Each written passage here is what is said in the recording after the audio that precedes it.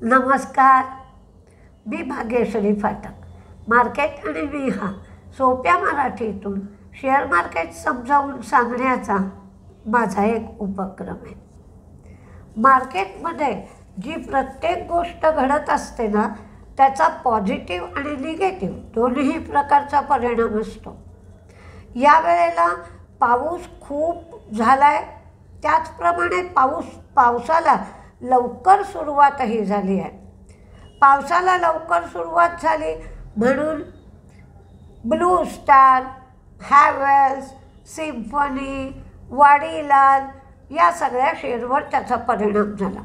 म्हणजे जसे रिझल्ट यायला हवे होते तसे रिझल्ट आले नाहीत, कारण त्यांच्या मालाची विक्री पण कमी झाली.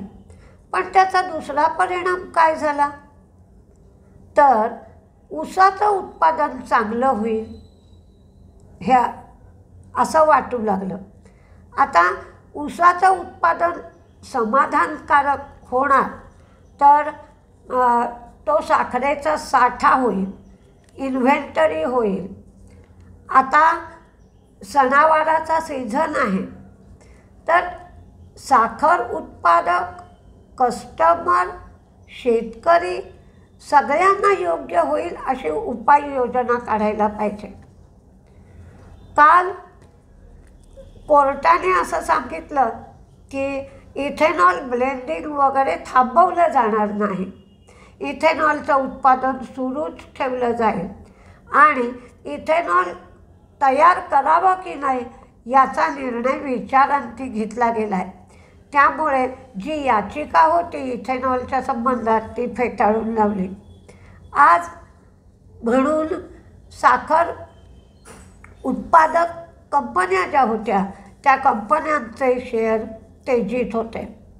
आता बी हेवी सिरप आणि सी हेवी सिरपपासून इथेनॉलचं उत्पादन करायला परवानगी दिली गेली. पण या निर्णयाची समीक्षा वेळोवेळी केली जाईल असं सांगण्यात आलं.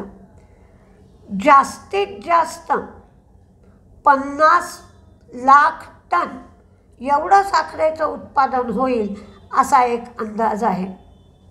तर त्यामुळे इथेनॉल बनवणं तर शक्य आहेच. आत्तापर्यंत 33 लाख टन एवढी साखर वापरली गेली आहे. आता 40 लाख टन एवढी साखर वापरली जाईल आणि तेवढ्या साखरेपासून इथेनॉलचं उत्पादन केलं जाईल. पण ह्याच्यात एक कॅच आहे. कॅच म्हणजे काय, आता समजा साखरेपासून साखर कारखानदारांना जेवढा पैसा मिळतो तर त्याच्यापेक्षा जास्त पैसे इथेनॉलपासून मिळाले पाहिजेत, तरच ते इथेनॉल काढतील. किंवा थोडाफार फरक पडत असेल तर. पण जी इथेनॉलची किंमत ठरणार आहे ती 1 नोव्हेंबरला ठरणार आहे. त्यामुळे आज एवढे जोरदार असे साखरेचे शेअर वाढले होते असं म्हणता येणार नाही. EID पॅरी तर आज बंदीत गेला होता. फक्त एक आहे याच्या बाबतीत की इथेनॉल तयार केलं आणि ते सरकारी कंपन्यांना विकलं, म्हणजे ऑइल मार्केटिंग कंपन्या म्हणजेच BPCL, HPCL, IOC यांच्याबरोबर जर करार केले तर त्यांच्याकडून पैसा ताबडतोब मिळतो. म्हणजे वर्किंग कॅपिटल सुरू होतं आणि इंटरेस्टमध्ये नुकसान होत नाही. त्यामुळे 1 नोव्हेंबरपासून इथेनॉलचा सप्लाय केला जाईल. ऑक्टोबरपासून क्रशिंग चालू होतं, म्हणजे गाळप म्हणतो आपण, तो हंगाम चालू होतो. तर या सगळ्या दृष्टिकोनातून आज बरेच दिवसांनी साखरेचे शेअर तेजीत होते. 1 सप्टेंबरपासून चांदीवर हॉलमार्किंग चालू झालं आहे आणि हे जे हॉलमार्क आहे ते 6 डिजिट अल्फा न्यूमेरिक कोड असेल असं सांगितलं जात आहे. आता आणखीन एक मजेशीर बातमी, मी सुद्धा आज हबकले थोडीशी, की बाटाने पश्चिम बंगालच्या युनिटमध्ये VRS चालू केली. आता VRS चालू केली ही कंपनीच्या दृष्टीने चांगली बातमी कशी, तर तिचा कामगारांवर होणारा खर्च नजीकच्या भविष्यात कमी होईल. त्यामुळे बाटाचा शेअर आज वाढला. डिपार्टमेंट ऑफ फायनान्शियल सर्व्हिसेस IRDAला विमा सुगमच्या कारभारात हस्तक्षेप करू नये अशी सूचना देण्याची शक्यता आहे. पण हे कितपत अंमलात येईल याची मात्र शंका आहे, कारण समाजाच्या सुरक्षिततेचा प्रश्न जिथे येतो त्याची अंमलबजावणी तेवढी ताबडतोब होत नाही. डिपार्टमेंट ऑफ केमिकल आणि पेट्रोकेमिकल याच्या संबंधात जे प्रॉडक्ट्स असतात त्या प्रॉडक्टच्या निर्यातीसाठी एक्सपोर्ट ऑब्लिगेशन पिरियड 6 महिन्यांनी वाढवण्यात आला. त्यामुळे केमिकल शेअर आज तेजीत होते. मोबिक्विक, वन मोबिक्विक असं नाव आहे. आज मोबिक्विकचा शेअर बरेच दिवसांनी तेजीत होता. सर्किटला लागला होता 20% सर्किटला. असं का, तर अबुधाबी इन्व्हेस्टमेंट अथॉरिटीने त्याचा स्टेक विकला आणि तो स्टेक इतर इन्स्टिट्यूशनल इन्व्हेस्टर्सनी खरेदी केला. म्हणजे आता या कंपनीमध्ये ज्यांनी गुंतवणूक केली आहे त्याला काही प्रमाणात स्थिरता येईल असं वाटलं, म्हणून शेअर 20% वाढला. DCM श्रीराम यांनी आरती इंडस्ट्रीबरोबर क्लोरीनसाठी लॉंग टर्म करार केला आहे. आज मार्केट का पडलं, तर चांगलं 400 पॉईंट वर होतं. मग पडण्यासारखं कारण तरी काय झालं, तर सरसकट GST कट होईल असा सगळ्यांचा अंदाज होता. पण एक बातमी आली की छोट्या गाड्यांसाठी GST एवढा राहील, मोठ्या EVसाठी GST एवढा राहील. याच्यावरनं मार्केटने एक अंदाज घेतला की सरसकट काही GST कट होत नाही आहे. तिथून मार्केट पडायला सुरुवात झाली आणि आज निफ्टीची विकली एक्सपायरी होतीच. त्याचा परिणाम शेवटच्या 1.5 तासामध्ये दिसून आला. आज सेमीकंडक्टरच्या संबंधात OSAT फॅसिलिटी साणंदमध्ये सुरू होणारे तर तिथे कॉन्फरन्स सुरू झाली. मोदींनी त्याचं उद्घाटन केलं. G1 आणि G2 फॅसिलिटीमध्ये या वर्षाच्या अखेरीला सेमीकंडक्टर चिपचं उत्पादन सुरू होईल. तर याकडे आपण इन्व्हेस्टमेंटच्या नजरेतून पाहिलं पाहिजे.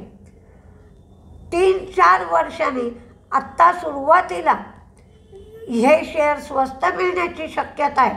तुम्ही या क्षेत्राचा अभ्यास करा आणि जे लोक सेमीकंडक्टर चिपमध्ये ज्या कंपन्या गुंतवणूक करत आहेत त्यांचे शेअर सध्या स्वस्त मिळू शकतात.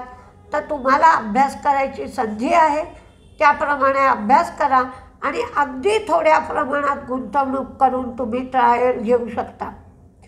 मोदींनी असं सांगितलं, आपले पंतप्रधान अर्थात, ते म्हणाले की जर क्रूड ह्याला आपण ब्लॅक गोल्ड म्हणत असू तर सेमीकंडक्टर चिपला डिजिटल डिमांड असं म्हटलं पाहिजे. आजच्या युगामध्ये सेमीकंडक्टर चिपशिवाय कुठलीच गोष्ट पुढे सरकू शकत नाही. तर आपल्याला प्रत्येक चिपसाठी रडावं लागेल, परदेशावर अवलंबून राहावं लागेल. त्यापेक्षा आपण स्वावलंबी होऊन भारतात त्याची निर्मिती करण्याचा प्रयत्न करीत आहोत. तर हे क्षेत्र सध्या इन्व्हेस्टमेंटसाठी चांगलं दिसतंय आणि 4 ते 5 वर्षाच्या मुदतीसाठी या क्षेत्रात गुंतवणूक करावी लागेल. सेबी 1 ऑक्टोबरपासून इंट्राडे डेरिव्हेटिव्ह पोझिशन लिमिट लागू करणार आहे. आज मार्केट पडण्याचं आणखीन एक कारण झालं म्हणजे रुपया 88.13% घसरला आणि अमेरिकेला कोर्टाने सांगितलं की तुम्ही जे टॅरिफ लावताय इंटरनॅशनल कोर्ट म्हणजे ट्रेडच्या संबंधात जे कोर्ट आहे इंटरनॅशनल ट्रेडच्या संबंधात, त्या कोर्टाने सांगितलं की हे जे ॲडिशनल टॅरिफ्स लावले जात आहेत ते अवैध आहेत किंवा अयोग्य आहेत. तर आता पुन्हा बायलॅटरल ट्रेड ॲग्रीमेंटच्या संबंधात अमेरिकेबरोबर बोलणी सुरू केली आहेत आणि चीनबरोबर तर बोलणी झाली आहेत. चीन, रशियाचे राष्ट्राध्यक्ष पुतिन आणि मोदी यांची 2 दिवसापूर्वीच बैठक झाली आहे. त्यांच्यातही बोलणी सुरू झाली आहे. या संबंधात मी ब्लॉगमध्ये सविस्तर चर्चा केली आहे. ज्याला कुणाला इंटरेस्ट असेल त्यांनी माझा ब्लॉग वाचावा. कालपासून मी ब्लॉगच्या एकंदर रचनेमध्ये बदल केला आहे आणि काही गोष्टींची जर सविस्तर चर्चा करणं गरजेचं असेल तर ती ब्लॉगमध्ये करायची असं मी ठरवलं आहे. तर कालपासून ब्लॉगची जी रचना आहे ती बदलली आहे. तुम्ही तिकडे बघा आणि बाकीच्या गोष्टी तुम्हाला मार्केटचा श्रीगणेशामध्ये सुद्धा बघता येऊ शकतात. मी 13 आणि 14 तारखेला कोर्स ठेवला आहे.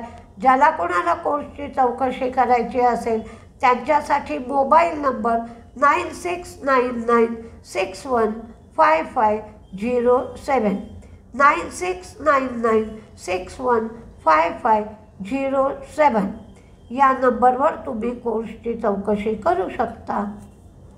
नमस्ते.